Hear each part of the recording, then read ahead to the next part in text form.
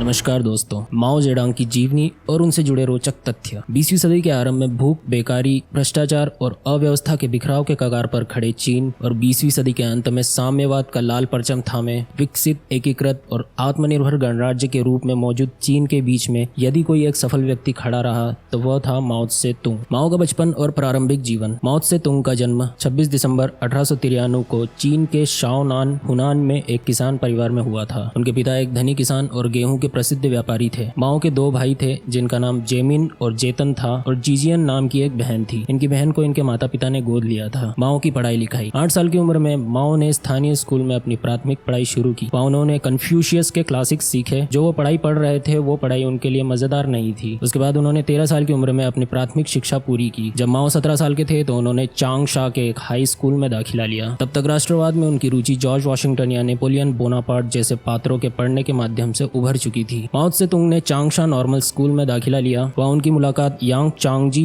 नामक एक प्रोफेसर से हुई। उन प्रोफेसर का एक अखबार निकलता था जिसका नाम था नया युवा। उस समय से माओ राजनीतिक गतिविधि में रुचि रखने लगे और छात्र समाज जैसे कई संगठनों का हिस्सा थे, जिसमें उन्होंने सचिव का पद हासिल किया और स्कूलों के खिलाफ विरोध प्रदर्शन का नेतृत्व किया। अंत में माओ जेडोंग ने जून 1919 में एक शिक्षक के रूप में स्नातक किया और अपनी कक्षा के तीसरे सबसे उत्कृष्ट छात्र थे। माओ की शुरुआती जीवन। चीन पर 2000 वर्षों से भी अधिक पुराने सामंती राजतंत्र का शासन था। खेती का काम देखने के अलावा माओ को अपने स्कूल जाने के लिए रोज 20 किलोमीटर पैदल चलना पड़ता था। शायद इसी पैदल यात्रा ने माओ को क्विग राजतंत्र के अत्याचारों और बिखराव के कगार पर खड़े चीन की वास्तविकताओं से परिचित करवाया। इसी पैदल यात्रा में शायद आगे चलकर ऐतिहासिक लॉन्ग वॉक टू फ्रीडम का स्वरूप ले लिया। 1911 में चीन के महान क्रांतिकारी अग्रदूत डॉक्टर सन यान सन की रहनुमाई में हुई क्रांति से चीन में राजतंत्र का तख्ता पलट गया। इसका माओ के जीवन पर गहरा प्रभाव पड़ा। इस तख्ता पलट के बावजूद एक देश के रूप में चीन की दिशाहीनता ने माओ को व्यथित कर दिया। 1921 में गठित हुई चीनी कम्युनिस्ट पार्टी से शुरुआत से ही जुड़ने के बाद माओ को उसमें महत्व इसलिए मिला क्योंकि 1924 से 28 के बीच में उन्होंने पार्टी में संकीर्णतावाद और विलयवाद के बीच के दो भटकाओं को वक्त पर पहचाना और पार्टी को सही राह दिखाई। हालांकि यह विरोधाभास है, लेकिन सत्ता बंदूक की नली से ही निकलती है, कहने और मानने वाला माओ कवि भी था। चीन पर साम्यवाद जैसे समता मूलक सिद्धांत की लाल चादर बिछाने के लिए कई मासूमों के रक्त का इस्तेमाल हुआ है, लेकिन इस सब के बाद भी कवि हृदय माओ ने देश की संवेदनाओं को समझकर भूमि आधार और सहकारी समितियों के उन्नत स्वरूप पीपुल्स कम्यून जैसे महत्वपूर्ण परियोजना चलाई। केवल 6 साल में संपूर्ण साम्यवाद लाने के उद्देश्य से स्थापित कम्यूनों में उद्योग, कृषि, वाणिज्य, शिक्षा और सेना जैसे विविध विषयों को समेटकर एक सामुदायिक स्वरूप बनाया गया। इन कम्यूनों की बाद में काफी आलोचना हुई थी। माओ ने चूहे, खटमल, मक्खी और मच्छरों को देश की कृषि का सबसे बड़ा दुश्मन मानकर इनके खिलाफ व्यापक जन आंदोलन चलाया। साम्यवाद और सैन्य संचालन पर माओ के विचारों का संकलन little red book of quotations या लाल किताब उस दौर के